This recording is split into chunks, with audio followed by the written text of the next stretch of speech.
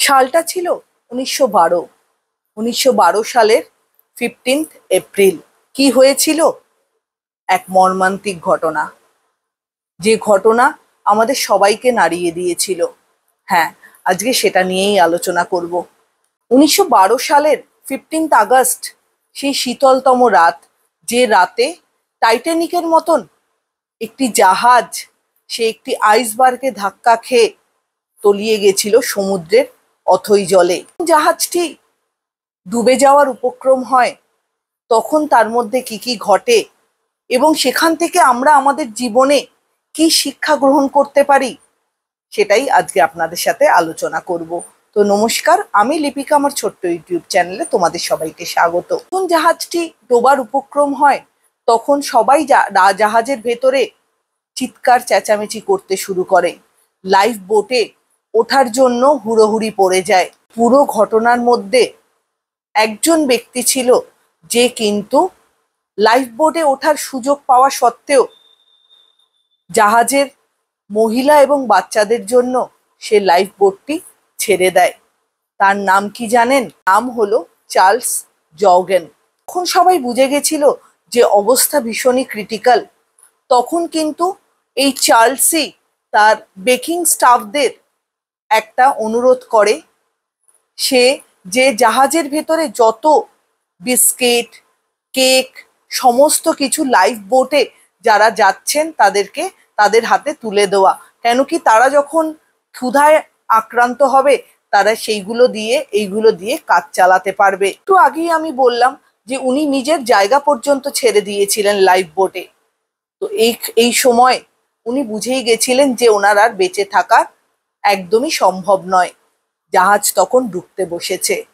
উনি তখন ওনার রুমে গিয়ে শান্ত মতন, প্যানিক না করে শান্ত মতন উনি এক গ্লাস হুইস্কি সেখানে বসে বসে খাওয়া স্টার্ট করেন এবং পুরো হুইস্কির বোতলটাই কিন্তু উনি বসে বসে উনি ফিনিশ করে ফেলেন। খেতে খেতে এটাই ভাবেন যে কোনো ফিয়ারই, কোনো ভয়ই আমাকে এই যে সিচুয়েশনটা ক্রিয়েট হয়েছে, এই সিচুয়েশন থেকে বাঁচাতে পারবে না।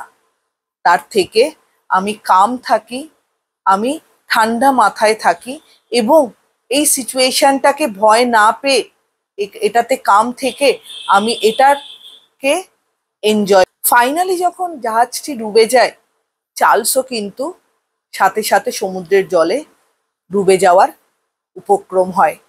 তো এমন সময় সে কিন্তু অনেকক্ষণ জলের মধ্যে জীবিত থাকে। কেন জানেন? হুইস্কি তার শরীরকে গরম রাখতে, ওই শীতলতম জলে তার শরীরকে গরম রাখতে হেল্প করে। এবং লাস্টলি একটি বোট এসে কিন্তু চার্লসকে শেষ পর্যন্ত বাঁচিয়ে নেয়। তো টাইটানিকে যে সমস্ত মানুষ জীবিত ছিলেন তাদের মধ্যে কিন্তু চার্লস একজন। ক্ষেত্রে বলবো চার্লসের বেঁচে থাকা কিন্তু কোনো লাক ছিল না, এটা ছিল মাইন্ডসেটের পাওয়ার। যখন সবাই প্যানিক করছিল তখন কিন্তু উনি কাম ছিলেন। যখন সবাই সেলফিশ হয়ে নিজেদের প্রাণ বাঁচাতে উৎপত হয়ে গেছিল, উনি অন্যকে হেল্প করা পছন্দ করেছিলেন। যখন সবাই মনে করেছেন যে সবাই হেরে গেছে, উনি কিন্তু গিভ আপ করেনি।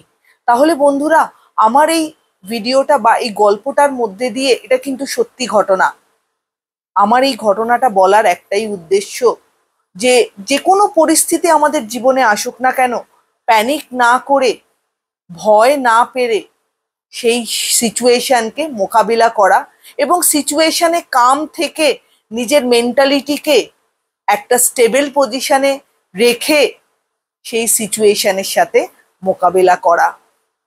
এরকম সিচুয়েশন তো আমাদের লাইফেও আসতে পারে, আসে বই কি।